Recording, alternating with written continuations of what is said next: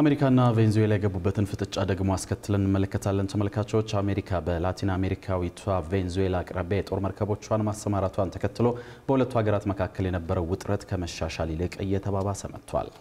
ፕሬዝዳንት ትራምፕ ለሁለተኛ የስልጣን ዘመን ተመርጠው ስልጣን ከያዙ በኋላ የቬንዙዌላን መንግስት ከአደንዛዥ ዕፅና ህገወጥ ስደተኞች ዝውውር ጋር በተያያዘ በተደጋጋሚ ሲከሱም ይደመጣሉ።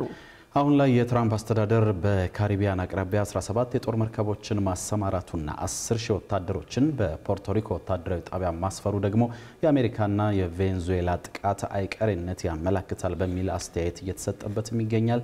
ዘነበ ኃይሉ ጉዳዩን በዝርዝር ተመልክቶታል። ፕሬዝዳንት ዶናልድ ትራምፕ በመጀመሪያ የስልጣን ዘመናቸው የቬኔዙዌላው መሪ ኒኮላስ ማዱሮ ያሉበትን ለጠቆመና እንዲያዙ ላገዘ ሰው $15 ሚሊዮን የወረታ ክፍያ እንደሚከፍሉ በአዋጅ አስነግረው ነበር። በትረ ስልጣኑን ከትራምፕ የተቀበሉት ዲሞክራቱ ጆ ባይደን ደግሞ አመጽን በመቀስቀስ ወይም በሽብር ወንጀልና በአደንዛዥ ዕፅ ዝውውር ይፈለጋሉ ያላቸውን ኒኮላስ ማዱሮ ያሉበትን ለጠቆመ ሰው የተቀመጠውን የወረታ ክፍያ ከ15 ሚሊዮን ወደ $25 ሚሊዮን ከፍ አድርገውታል። ፕሬዝዳንት ዶናልድ ትራምፕ ዳግም ወደ ዋይት ሃውስ እንደተመለሱ ደግሞ ኒኮላስ ማዱሮ ያሉበትን ለጠቆመ $50 ሚሊዮን ሽልማት መዘጋጀቱን አሳውቀዋል።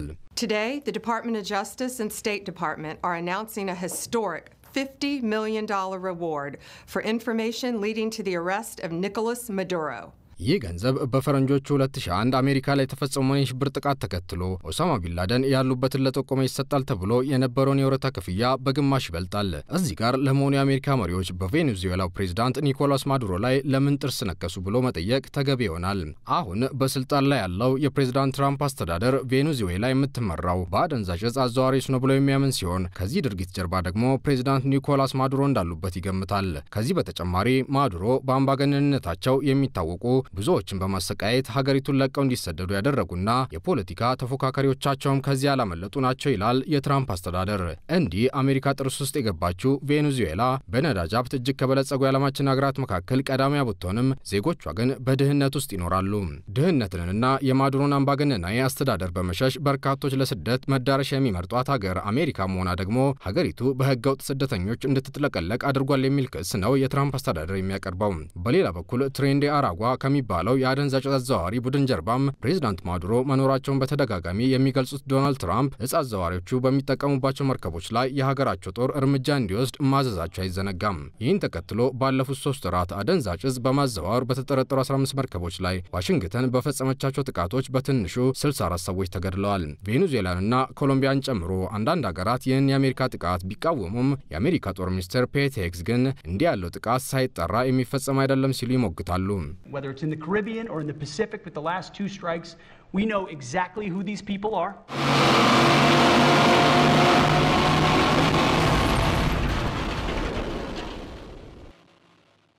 የቀድሞው የአሜሪካ መከላከያ ሚኒስትር የአሁኑ የአሜሪካ ጦር ሚኒስቴር አለቃ የሆኑት ፔት ሄግስ 17 የአሜሪካ ግዙፍ መርከቦችን ወደ ቬኔዙዌላ አቅጣጫ አሰማርተዋል። በቬኔዙዌላ አቅራቢያ በፓሲፊክ ውቅያኖስ ላይ እየተንቀሳቀሱ ከሚገኙት ከነዚህ መርከቦች መካከል 70 የጦር አውሮፕላኖችን የጫነችው የፎርድ የጦር መርከብ ቀዳሚዋ ናት። ዲስትሮየርስ የተሰኙ 3 የጦር መርከቦች 4500 ወታደሮችንና ባለሙያዎችን የጫኑ አምፊቢያንስ የተሰኙ 3 የትራንስፖርት መርከቦች እንዲሁም አንድ ክሩዝ የተሰኘች ፈጣን የጦር መርከብም እንዲሁ በፓሲፊክ ውቅያኖስ ላይ ከትመዋል። በተጨማሪም 7 ኔቪ ዲስትሮየር የተሰኙ የጦር መርከቦች፣ አንድ በኒኩሌር የምትሰራ ባህር ሰርጓጅ መርከብ ከአንድ የልዩ ኮማንዶች መርከብ ጋር በድምሩ 17 መርከቦች ከቬኔዙዌላ ጋር ተፋጠዋል። አሜሪካ ከውሃ በተጨማሪ ለ20 ዓመታት ተዘግቶ የነበረውን በፖርቶሪኮ የሚገኘውን የጦር ሰፈሯን እንደ አዲስ በማደስ 10,000 ወታደሮችን አስፍራለች። በወታደራዊ ጣቢያው F-35 የጦር ጄቶችን ጨምሮ የተለያዩ ዘመናዊ ጦር ጄቶች ተሰድረው የሚታዩ ሲሆን ከወታደራዊ አውሮፕላኖች በተጨማሪ ሰው አልባ ድሮኖች በጣቢያው እንደሚገኙ የሳተላይት ምስሎች አመልክተዋል። በነገራችን ላይ አንድ የአሜሪካ አውሮፕላን የተሸከመ የጦር መርከብ ዕለታዊ ወጪው እስከ $8 ሚሊዮን ሲሆን ሌሎቹ የጦር መርከቦች ስራቸውን አቀላጥፈው እንዲከውኑ በየዕለቱ በአማካይ $135,000 ወጪን ይጠይቃሉ። ታዲያ ይህ ሁሉ የአሜሪካ ከበባና የገንዘብ ወጪ ስጋት ውስጥ የጣላቸው የቬኔዙዌላ ፕሬዝዳንት ኒኮላስ ማዱሮ መላው የላቲን አሜሪካ ሕዝብ ኢምፔሪያሊዝምን ለመመከት ዝግጁ እንዲሆን ነበር የጠየቁት። የአሜሪካ ሕዝብ ያውቀዋል። እነሱ አዲስና ዘላለማዊ ጦርነትን እየጠመቁ ነው። መቼውም ቢሆን በድጋሚ ጦርነት ውስጥ እንደማይገቡ ቃል ገብተው ነበር። ነገር ግን አሁን እየጠመቁት ያለውን ጦርነት በድል እንወጣዋለን። እንዴት ካላችሁኝ መላው የላቲን አሜሪካን ሕዝብ በማስተባበር ይህ በእንዲህ እንዳለ አንዳንድ የሀገሪቱ ጦር ጀነራሎች የአሜሪካ ህዝብ ወንድም ህዝብ ነው በማለት የትራምፕን ልብ ለማራራት ሲጥሩ፣ ሌሎቹ ደግሞ ጦርነት ከገጠሙ ድል የነሱ እንደሆነ በመናገር ላይ ይገኛሉ። በአንድ ሀያል ሀገር በሁሉም አቅጣጫ ወታደራዊ ማስፈራሪያ እየገጠመን ያለው በኢኮኖሚ በቴክኖሎጂና በወታደራዊ ተጽዕኖ ስር ነው ያለነው። ነገር ግን እነዚህን ሰዎች በጥላቻ እናያቸውም፣ ምክንያቱም ቤተሰቦቻቸውን እና የአሜሪካ ህዝብን ስለምናውቅ። ታዲያ አሁን ላይ ትራምፕ ቬኔዙዌላን ይወራሉ የሚለው ስጋት እንዲያየል ያደረገው ደግሞ በዚያው በቬኔዙዌላ ያሉ የፕሬዝዳንት ኒኮላስ ማዱሮ ተቃዋሚዎች ጭምር የአሜሪካን እርምጃ መውሰድ መደገፋቸው ነው። በተለይ የኒኮላስ ማዱሮ ቀንደኛ ተፎካካሪና ስመጥር ፖለቲከኛ የሆኑት የዘንድሮ የኖቤል የሰላም ሽልማት አሸናፊ ማሪያ ኮሪና ማቻዶ የዚህ የአሜሪካ እርምጃ ደጋፊ ናቸው። ፍጹም የለየለት አምባገነንነት ነው። በሽብር ወንጀል ሰንሰለት የተዋቀረ መንግስት ነው ያለን። የቬኔዙዌላን ግዛቶች ተቋሞችና ሀብቶችን ለራሱ ህገወጥ ስራዎች በሚመች መልኩ አድርጎ ያደራጀ መንግስት ነው ያለን እና የአሜሪካን ወታደራዊ እርምጃ እንደግፋለን። በካሪቢያን አካባቢ ወታደራዊ እንቅስቃሴያቸው የበዛው የአሜሪካ ፕሬዝዳንት ዶናልድ ትራምፕ የኒኮላስ ማዱሮ የስልጣን ዘመን በቀናት የሚቆጠር ነው ብለዋል። ጦራቸው በቬኔዙዌላ ላይ ወታደራዊ እርምጃ ሊወስድ ስለመቻሉ ሲጠየቁም ወታደራዊ እርምጃ እንደምወስድ በአደባባይ የምናገር ሞኝ አይደለሁም የሚል ምላሽ ሰጥተዋል።